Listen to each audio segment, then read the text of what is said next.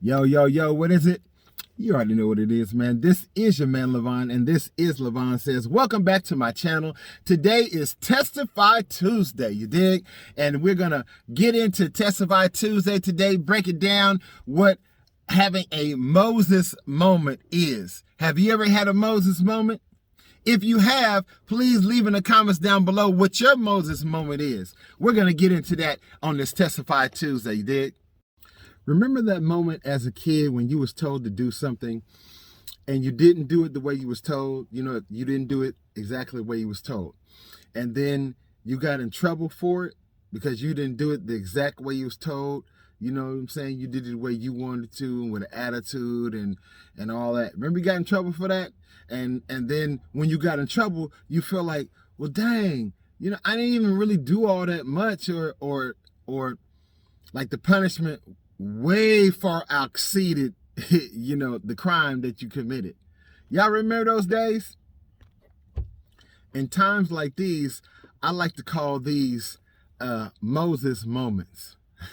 What I mean by that is, you know, when you're being told to do something specific, right? You've been giving specific instruction to do something, but you don't do it specifically the way you've been told. You do it your way, or you do it a different way. And then you have to pay the consequences for your actions. That's called a Moses moment, you dig? So let me share with you my Moses moment, you dig? And if you haven't done so already, please like this video. Please subscribe to the channel. And please hit that bell notification so you'll be notified upon any video upload. So my Moses moment, right, was when I was in the service, you dig? And, you know, I was a platoon leader, and I was, you know, somebody that, you know, kind of, you know, kept myself together, and the drill sergeants kind of, you know, looked at me, kind of gave me a little more responsibility than everybody else, right? So I was kind of like in a leadership role. And, you know, I was doing well. I always was neat. I always kept my BDUs iron and pressed and sharp, right? And so what happened was, at the end of AIT, you have your graduation ceremony, you dig? Where everybody dresses up in not the Class A's, but the Class B's. And we march to the graduation ceremony. You know, we get our certificate, and then we have like a 3-day weekend pass, right? Okay. So I had been working hard. I've been doing real good on my PT test. You know, my platoon, you know, our stuff was always straight. You know, everyone was always dressed right dressed. Everything was cool, right? And it was me and a couple other cats. We call ourselves the S Dogs, right? Our little, quote, crew. And Drill Sergeant had already told us. He said, look, he said, you know, y'all been doing real good. You know, you did real well out at the range, you know, and y'all been keeping your floor straight. And, you know, so I want y'all to stay on y'all toes. Don't do nothing to mess it up. Don't do nothing to, you know, put yourself in the position to mess it up. And he looked straight at me and was like, and don't y'all be down there on that floor messing with them girls. Right? So, okay. So we had to go, you know, it was our last day on the range. We was getting our, you know, getting our badges based upon how we did. And so went out there, right? I shot 39 out of 40. You know, 40 is the best you can get. That's the eagle eye. That's, you know what I'm saying? So I shot 39 out of 40, right? So got my master marksman, you know, I get a little award from the general of the post, right? All that. I'm feeling all good, you know what I'm saying? Get back to the barracks. We had an inspection. Everything was straight. Everything was good. We passed our inspection. Everything was looking gravy, right? So what happened? Me and my crew get together and decide we gonna call ourselves being risk takers, right? We gonna go down on the girls' floor, you know, like in the middle of the night, because we have fire watches, right? We have fire watch on every floor. And because the girls stayed down on the first floor, right? The guys stayed on the second and third floors, and we was on the third floor. So we snuck past our fire watch, our guard that was supposed to be on fire watch. We snuck past him, all three of us.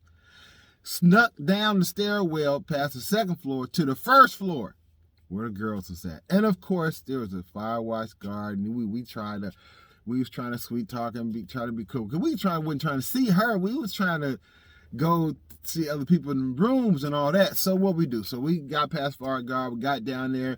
We was only down on the floor like a few minutes, just not really trying to do nothing. You know what I'm saying? We knew we couldn't do anything, but just being defiant. Just seeing if we could do it and get away with it, because we was the S-Dog crew. You know what I'm saying? It's so stupid. But so that's what happened. So after a few minutes, we came on, we made our way on back up to our floor, and thought we got away with everything, right? And went on next day. Next day came, we came all sharp. We was in the class B. We was all ready. Everybody came downstairs ready. Drill sergeant comes outside and says, "Oh yeah, word has come to me that some of you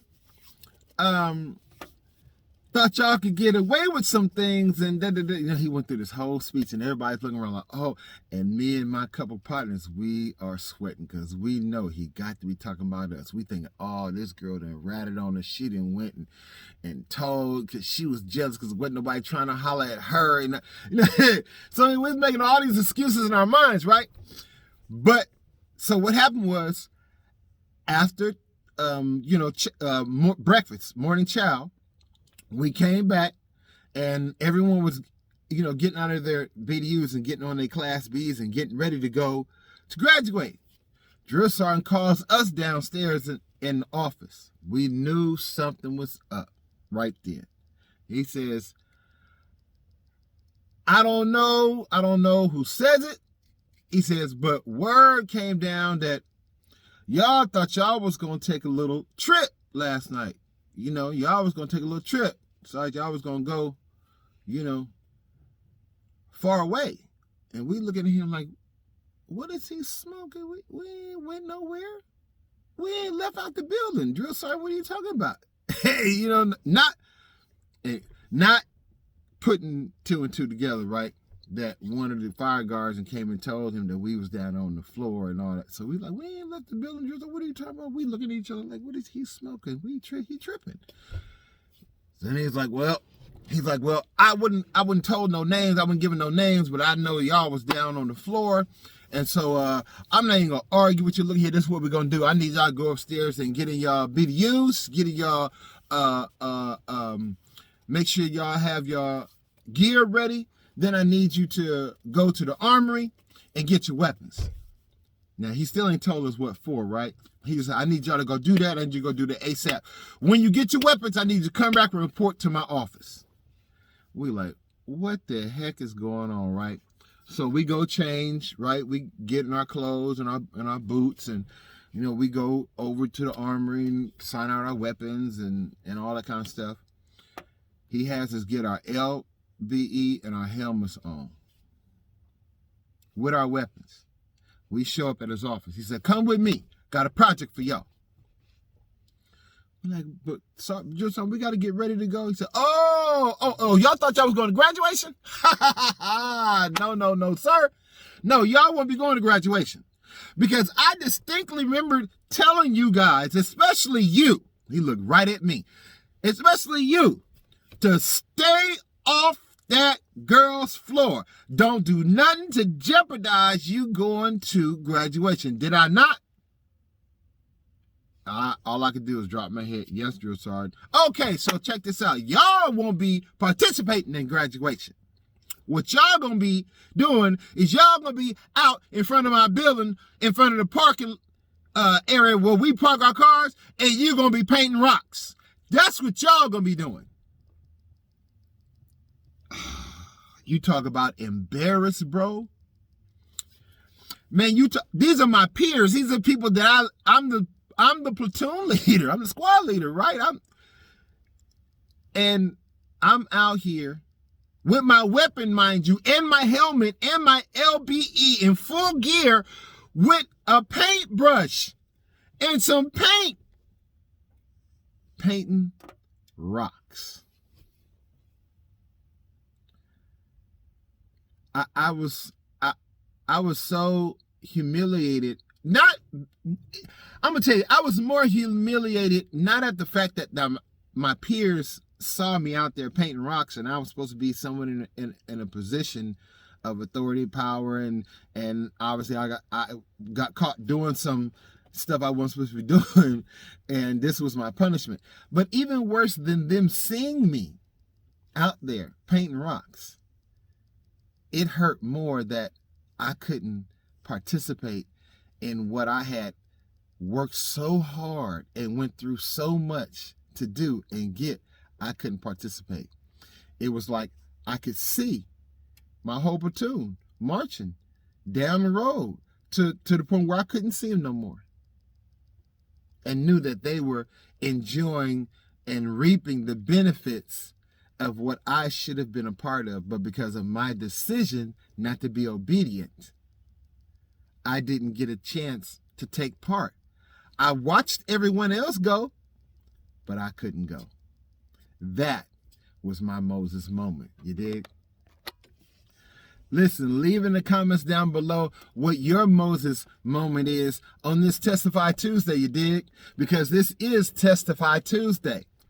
Please remember to like this video, share this video with all your family, friends, and all your platforms, and subscribe to the channel. Hit that bell notification so you're always notified whenever I upload a video.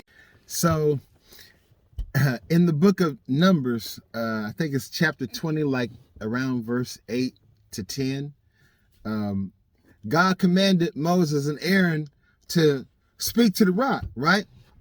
And when they speak to the rock, that it would bring forth its water, and they were to give the water to the people, right? That's basically what verse 8 says. But in verse 10, that's not what they did. In verse 10, what they did is they called all the people together, and what they did is he got mad, right? So instead of representing God properly and trusting God to do what he said do, for God to do it, right? To speak to the rock, and then water will flow, and the people would be enamored with what God had did. He would get all the glory, and then he was to serve the people the water. He didn't do none of that. He was already pissed with the people. He turned around and said, "You rebels," so now you got an attitude. Then he struck the rock, not spoke to it. He struck it, not once, but twice, okay, in his indignation. And then he says, "Are we supposed to serve you, give you water?" Well, no. See, now you taking the place of God. It was never you doing anything. It was God doing it, right? So his whole get down was wrong. He was disobedient. He didn't do what he was supposed to do. And then he did the things he did for selfish reasons, right? So that's why he had his Moses moment, to where God told him, check this out, because I told you to speak to the rock, not strike it. Okay? You didn't do what I told you to do. And then he goes on later in chapter 20, right? He said, "You didn't believe in me." That was the problem, right? He says, you didn't believe in me. You didn't trust in me. And because you didn't trust in me and you didn't make me holy, right? You didn't see me as holy. But because you tried to usurp my authority, you can't be the one to lead my people into the promised land. You can't go. That was basically what happened. God told him to do something specifically, and he did something totally opposite of what God told him, misrepresenting God and not trusting God as God said, because you didn't trust me and you didn't keep and reverence me as holy and keep me holy, you can't enter in. That's the Moses moment. How many of us have been in that Moses moment where we haven't trusted God and we haven't kept God holy, right? We haven't trusted what he's told us specifically, and we know that he's told us. And or we haven't reverenced him and honored him and worshiped him and lived in a way that we are keeping God holy before us in front of man. How many are guilty of that? And that's why you have or have had a Moses moment. And if you haven't had one and you're not keeping God holy and you're not trusting God and what he has already told you, oh, best believe you will have a Moses moment. You dig? Remember, this is Testify Tuesday. I am your man, Levon, and this has been Levon Says. You dig? Remember, love, uplift, motivate, inspire, learn, laugh, encourage, and enlighten. LaMailia.com. It's your man, Levon, and I'm out.